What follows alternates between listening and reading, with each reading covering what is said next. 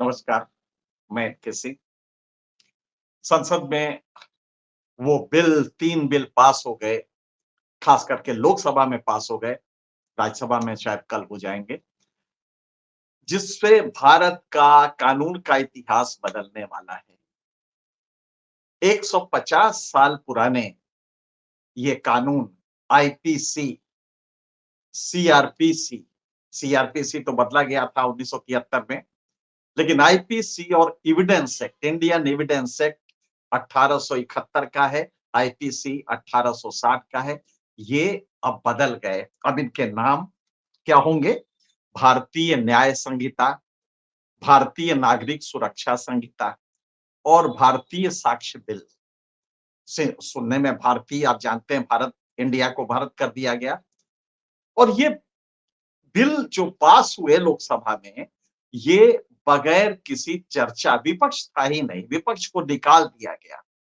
विपक्ष के 141 सांसद निकाल दिए गए, 2/3 से ज्यादा निकाल दिए गए, तो विपक्ष तो था ही नहीं। और ये संसद विपक्ष के बिना इन बिलों को पास करता है। दुनिया के इतिहास में ऐसा पार्लियामेंट्री डेमोक्रेसी में कहीं नहीं हुआ, दुनिया के किसी भी, कभी भी नहीं होता है, लेकिन ये पास हो गया। अब ये एक तरफ पास हुआ, लेकिन मुद्दा क्या मोदी जी ने बना दिया? इधर ये बिल पास हो रहा है और मोदी जी के लोगों ने कहना शुरू किया कि वाइस प्रेसिडेंट का अपमान, मिमिक्री की गई, संवैधानिक पद पे जो है उसकी मिमिक्री की गई। और ये कह के एक माहौल बनाया जा रहा है देश भर में कि साहब जाट समुदाय से हैं, क्योंकि जाटों को वोट भी बीजेपी को मिलते हैं, ऐसा उनका मानना है, या मिलेंगे। तो जाट समुदाय के हैं, जाटों का अपमान हो गया है। और किसान हैं, शायद वो कभी खेती वेती करते होंगे, तो किसान है, किसानों का अपमान हो गया। और देश का तो अपमान जो होना है वो तो हुआ ही। और जो कानून लाया गया है उसमें भी अब उन्होंने राजद्रोह शब्द हटा के देशद्रोह कर दिया है। अब हम आप जो भी सरकार के खिलाफ बोलेंगे, वो राजद्रोह नहीं होगा, देशद्रोह होगा, सीधे देश के खिलाफ हो जाएगा। ये भी इस कानून में जो बदला गया है वो चर्चा में है। बहरहाल, कानून की बात तो अलग, मोदी जी ने इसको घुमा के एक नया मुद्दा कर दिया कि मिमिक्री क्या की गई, वो अपमान हुआ। अब मिमिक्री, आपने इसके पहले अजीत जी का जो प्रोग्राम हुआ था उसमें देखा होगा कि खुद मोदी कैसे मिमिक्री कर रहे हैं राहुल गांधी की। उठो उठो उठो उठो, क्या स्टाइल में बोल रहे हैं मोदी जी, और संसद में बोल रहे हैं। ये तो संसद के बाहर था, लेकिन वो गलत नहीं है। जब मोदी जी ने राहुल गांधी के आंख बंद करने को कहा और कैसे कर रहे थे, ये संसद में कहा तो तालियां बजी। उसमें कहिए कोई अगर प्रधानमंत्री को वो भी ना मिल जाए, भारत रत्न मिल जाए, वो इतनी बड़ी बात थी। लेकिन अगर विपक्ष के किसी एमपी ने कहा, राहुल गांधी ने उसका वीडियो बनाया, तो वो देश के साथ बहुत बड़ा वो हुआ है, जाटों के साथ हुआ है, किसानों के साथ हुआ है। ये मोदी जी की स्टाइल है। जब तक आप मोदी जी की स्टाइल नहीं समझेंगे, आप मोदी जी की राजनीति और ये देश सच में कहा जा रहा है, ये आप कभी नहीं समझ सकते। तो मोदी जी ने कहा क्या, जरा सुनिएगा। हर मंगल को पार्लियामेंट्री पार्टी की मीटिंग होती है, जिसको कि पार्लियामेंट्री पार्टी कहते हैं। और उसमें राज्यसभा लोकसभा दोनों के सदस्य जो बीजेपी के हैं वो रहते हैं हर मंगलवार को, और मोदी जी संबोधित करते हैं। कल मोदी जी ने क्या कहा? भाइयों बहनों, इतना महत्वपूर्ण बिल आ रहे हैं, विपक्ष की किस्मत है वो नहीं रहना चाहती है, कोई आए चाहे ना आए, विपक्ष अगर बिल्कुल नहीं आता है तो कोई चिंता ना करिए, आप अपना दायित्व पूरा कीजिए, आप सदन में आइए, बिलों पे चर्चा कीजिए। वाह मोदी जी, क्या सिंप्लिसिटी है आपकी, कितने आप सहज हैं। तबीयत खुश हो जाती है जब आप ऐसे घुमा देते हैं चीजों को कि कोई आए चाहे ना आए, आप सदन में रहेंगे। आहा, अरे आपने निकाल दिया ये तो बताया ही नहीं। ये अपने सांसदों को बता दे कि हमने उनको निकाल दिया है, भाई अब कर लो, अब जो चाहो बिल बिल पास करा लो। असली तो ये हुआ है ना।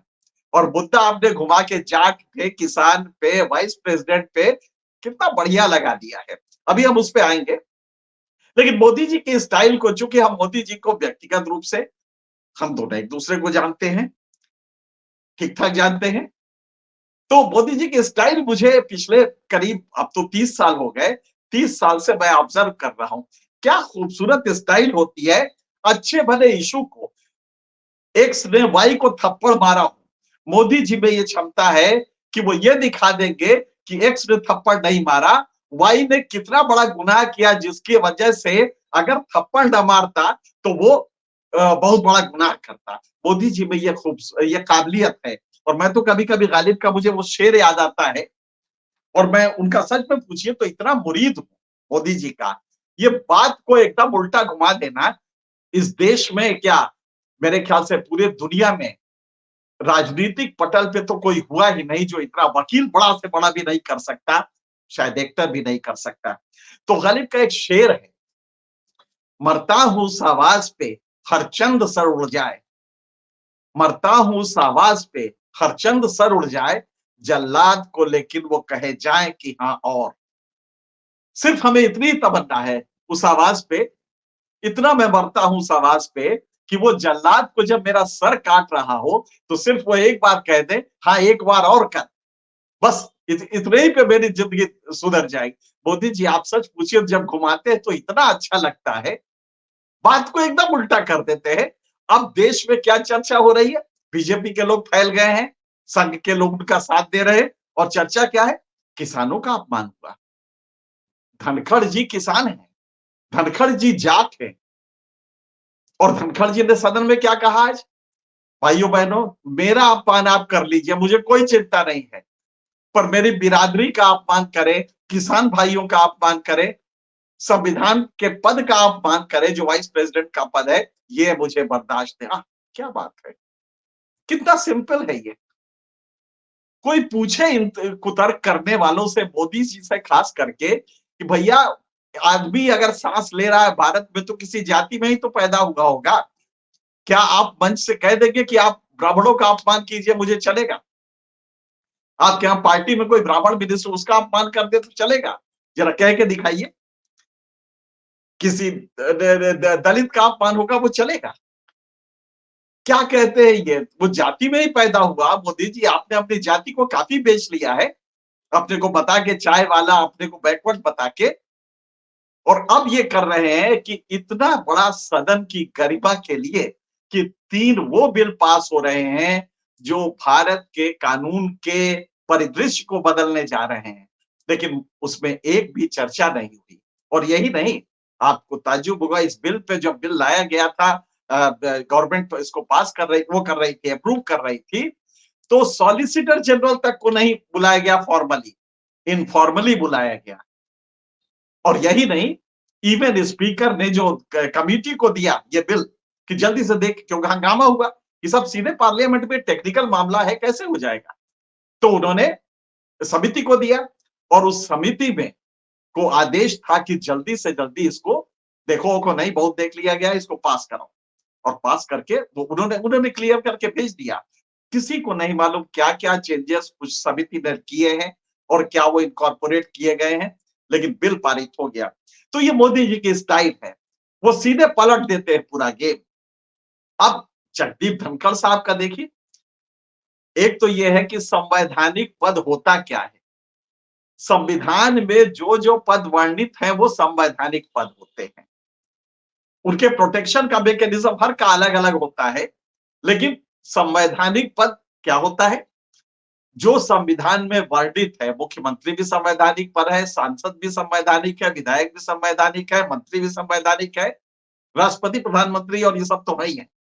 तो क्या किया जाए, संवैधानिक पद है अगर मुख्यमंत्री, तो उसके खिलाफ कुछ नहीं होगा। और यही मोदी जी ने इस सदन में किया। आज जो हुआ है सदन में, ये जो बिल शाम को पारित हुआ, आज सदन खत्म हो गया, आज देश का संसद, देश की संसद का अस्तित्व खत्म हो गया। कहां है वो संसद? संसद तो इतने बड़े कानून पे चर्चा करती है, लेकिन मोदी जी को ये जमता नहीं है कि संसद जीत के आए हैं ना वोट से। तो मेरे ख्याल से अब भारत का जो संविधान है उसे रख देना चाहिए किनारे कहीं, धूल खाने के लिए।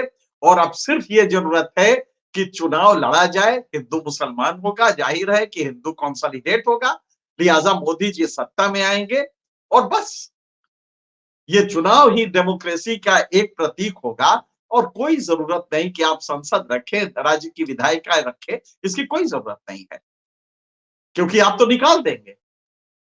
और ये हकीकत है कि निकालने की प्रक्रिया ये जानबूझ के की गई है ताकि बिल आसानी से अपना निकलते रहे और बिल निकल गए।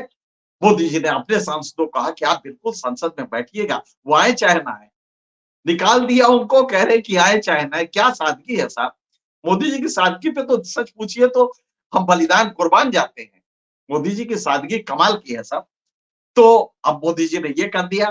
मुझे याद आता है कि संसदीय डेमोक्रेसी के बारे में शायद भारत इतना जो हमारा पार्लियामेंट्री सिस्टम है, इसका विद्रूप चेहरा जो आज आया है, वो दुनिया के उसमें जाएगा। ये मैसेज पूरी दुनिया में चला गया होगा कि मोदी ने इस संसद के साथ क्या किया।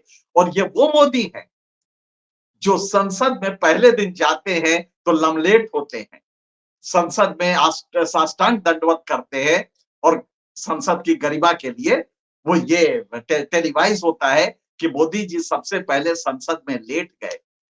आज 10 साल बाद मोदी जी उस संसद को लगभग अस्तित्वहीन कर रहे हैं अपने इस टाइप से। और तब भी कह रहे हैं कि संसद की गरिमा, संविधान की गरिमा होनी चाहिए। ये सिर्फ मोदी कर सकते हैं, किसी और के बूते का नहीं है। क्योंकि उसके लिए आपको बिल्कुल आपको 360 डिग्री पे बदलना होगा और मोदी जी ने बदल दिया। तो धनखड़ साहब ने क्या कहा? धनखड़ साहब का कहना है कि साहब मैं जाट बिरादरी का हूं, इसलिए मेरा अपमान किया गया। अच्छा, किस बिरादरी के होते और अपमान होता तो चलता, आपको जरा ये बता दीजिए। कोई ना कोई तो जाति होती है आपकी। मोदी जी तो अपनी जाति दिखा दिया था। तो ये एक नया पैंतरा इसमें चला है। मुझे याद आता है कि जब अमेरिकन डेमोक्रेसी बनी, ब्रिटेन में संसद को लेके कि विपक्ष की आवाज सुनी जाए और बहुमत का आतंक न हो, उसके लिए एक प्रक्रिया है कि कुछ दिन हर हफ्ते मुकर्रर होते हैं संसद में जिसमें विपक्ष मुद्दों को बेसाख्ता उठा सकता है। संसद में विपक्ष वो मुद्दे उठाता है और सरकार को जवाब देने के लिए बात किया जाता है। अगर आप वही सिस्टम मान रहे हैं, वेस्टमिंस्टर सिस्टम, तो आपको ये जवाब देना चाहिए था। आप आज जो वो लोग कह रहे, यही तो मांग रहे थे ना कि गृह मंत्री जवाब दे, कौन सा गुनाह किया था उन्होंने। लेकिन ये सब बातें मोदी जी के स्टाइल में नहीं आती है। भाइयों बहनों, इतना महत्वपूर्ण बिल और वो लोग चर्चा में नहीं आएंगे, कोई बात नहीं, आप आइए। हम संसद की गरिमा नहीं, क्या स्टाइल है मोदी जी की। हाँ, तबीयत खुश हो जाती है। मुझे तो इसी पे प्यार हो गया, उनकी स्टाइल से। वो तबगाली बार बार याद आते हैं कि जल्लाद को लेकिन वो कहे जाए कि हाँ, और वो डेमोक्रेसी को जैसे भी चाहे डेमोक्रेसी पे वार करते रहे। लेकिन मजा आ जाता है जब वो तर्क सुनाते हैं तो ऐसा लगता है कि पापी बाकी लोग हैं और मोदी जी तो संविधान की रक्षा ही कर रहे हैं। तो ये स्टाइल है उनकी। यहाँ पे ये किया उन्होंने कि अब ये मुद्दा चल गया है कि साहब जाट और किसान, ताकि एक बड़ा मुद्दा ला दो, ये मुद्दा कम कर दो। दुनिया में बड़ी इमेज खराब हो रही है। लेकिन संसदीय प्रजातंत्र को किस तरह खत्म हुआ है, इसके लिए टॉकविल ने अपनी जो किताब थी उसमें बहुत अच्छा एक चैप्टर था, टायरनी ऑफ मेजोरिटी, जिसको कि जॉन स्टुअर्ट मिल ने फॉलो किया। और दुनिया के जितने भी ज्ञाता थे, सब ने कहा कि ये बहुमत का आतंक बेहद खतरनाक होता है। आज भारत में वो बहुमत का आतंक शुरू हो गया है और उस आतंक को अगर आप देखें तो डर लगने लगता है कि क्या भारत में प्रजातंत्र बचे, कहीं उसका एक कोने में भी कहीं दिखाई देगा। कितना सिस्टमेटिकली खत्म कर दिया जा रहा है कि अब संसद रिडंडेंट हो गया है। संसद में इतने बड़े इशू पे बिल पास करना, और बिल पास हो गए 3 के 3, लोकसभा से पास हो गए, राज्यसभा में पास हो ही जाएंगे और वो बिल कानून बन जाएंगे, लेकिन विपक्ष नहीं होगा। कभी देखा है एक 36-37% वोट पाने वाली पार्टी सत्ता में आके और संसद में बहुमत के आधार पे वो जो चाहे कर सकती है, जबकि 63% आदमी बकटूट बना देखता रहेगा जिन्होंने वोट नहीं दिया है। लेकिन इसको कहा जाएगा कि साहब वो ठेकेदार हैं देश की रक्षा के। इस बिल में अब जब हम बोलते हैं सरकार के खिलाफ और मुझे गिरफ्तार किया जाए, तो जानते हैं क्या होगा? मेरे ऊपर राजद्रोह नहीं लगेगा। एक परिवर्तन ये आज अमित शाह ने बताया कि इस देश में अब राजद्रोह किसी पे नहीं होगा। ये अंग्रेजों ने बनाया था, अब ये देशद्रोह होगा। दोनों में क्या अंतर है मुझे नहीं समझ में आता। लेकिन बीजेपी अब ताली बजाएगी कि अब अगर सरकार के खिलाफ कोई बोलता है तो वो राजद्रोही नहीं देशद्रोही होगा। यही है वो बिल। इसी पे तो चर्चा होनी थी ना कि देशद्रोह कैसे हो गया। अगर हमने कहा मोदी जी के खिलाफ और बहुत कुछ कहा तो ये आप देशद्रोह मान लेंगे। लेकिन मोदी जी का ये जो नया कानून आया है ये उसी लगभग उसी स्तर का है। तो ब्रिटिश संविधान में जो हमने आपसे कहा, कनाडा की संविधान, जितने भी पार्लियामेंट्री डेमोक्रेसीज हैं, पार्लियामेंट्री सिस्टम है, उसमें अपोजिशन की वॉइस के लिए दिन मुकर्रर होते हैं। भारत में ऐसा कुछ भी नहीं है। एक दिन शुक्रवार का शाम के 2 घंटे का होता है जिसमें प्राइवेट मेंबर बिल होता है। प्राइवेट मेंबर बिल कभी पास नहीं होता है क्योंकि वो उसकी आवाज ही नहीं होती है। ग्रुप के रूप में, अपोजिशन के रूप में, पार्टी के रूप में एक भी ऐसी प्रक्रिया नहीं है जिसमें अपोजिशन पार्टीज अपनी आवाज उठा पाए अगर स्पीकर न चाहे तो। और स्पीकर क्यों चाहने लगा? ये तो आप देख रहे हैं जब जगदीप धनखड़ जी मोदी जी को कृष्ण से तुलना करते हैं। अभी याद होगा, अभी 2 दिन पहले की बात है कि उन्होंने कहा था कि मुझे गीता गवर्नेंस, मोदी जी की गवर्नेंस को गीता गवर्नेंस बताया और कहा था कृष्ण ने अर्जुन से कहा था तुम्हारे मित्र, रिश्तेदार, गुरु, बांधव सब आएंगे लेकिन तुम्हें अपने कर्तव्य पद से विचलित मोदी जी भी यही कर रहे हैं। ये बात जगदीप धनखड़ जी ने, जो संविधान का पद लेते हैं और जो सभापति है राज्यसभा है सभा के, और जिन्हें दोनों को बराबर देखने की बात कही गई है, जब वो घुसते हैं सदन में तो दोनों खड़े होते हैं।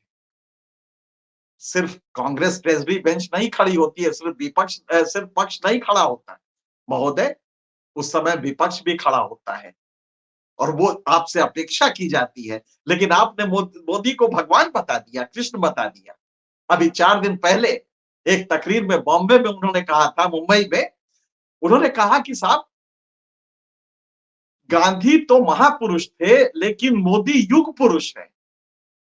आप बताइए इस व्यक्ति से आप सदन में बैठ के कैसे उम्मीद करेंगे कि जो भगवान का दर्जा मोदी को दे रहा है वो सदन में सुचारू रूप से, और तब उसको अगर कहा जाता, गरिमा किसने गिराई वाइस प्रेसिडेंट साहब? आप अपने प्रधानमंत्री को कृष्ण बता के गरिमा बदस्तूर कायम रखते हैं, लेकिन आपकी जब मिमिक्री की जाती है तो उससे सदन की गरिमा गिर जाती है, देश की गरिमा गिर जाती है, जाट की गरिमा गिर जाती है, किसान की गरिमा गिर जाती है। वाह तर्क, अजीब तर्क है। अच्छा कहा मल्लिकार्जुन खड़गे ने कि साहब मैं तो दलित हूं, मेरी आवाज अक्सर दबा दी जाती है, तो क्या मैं घूम घूम के कहूं कि दलितों की आवाज दबाई जा रही है? लेकिन इससे तर्क शास्त्र में एक फैलेसी होती है, expansion of logic, dilution of logic. इसको लॉजिक का विस्तार कर दे और आप कह दे कि साहब ये गरिमा गिराई गई। तो अच्छा, किसी जाति में तो आप पैदा होंगे, उसके वोट तो आपको मिलते होंगे या चाहते होंगे, लिहाजा आप उस जाति का नाम भी कह दीजिए गरिमा गिर गई। तो ये स्टाइल है मोदी जी के स्टाइल को जब तक आप नहीं समझेंगे, उनके कुतर्कों की गहराई को नहीं समझेंगे, क्योंकि उसमें इमोशन मिक्स होता है, राष्ट्रीयता मिक्स होती है और बहुत ऐसी चीजें मिक्स होती है कि आपके पल्ले ही नहीं पड़ेगा कि मोदी जी ने कब पूरा का पूरा पासा उल्टा कर दिया। मुझे ताजुब नहीं होगा अगर रामलाल ने श्यामलाल को मारा, तो मोदी जी में वो क्षमता है कि वो ये प्रूव कर दे कि श्यामलाल ने रामलाल को मारा है और ये जरूरी हो गया है कि श्यामलाल रामलाल को मारे।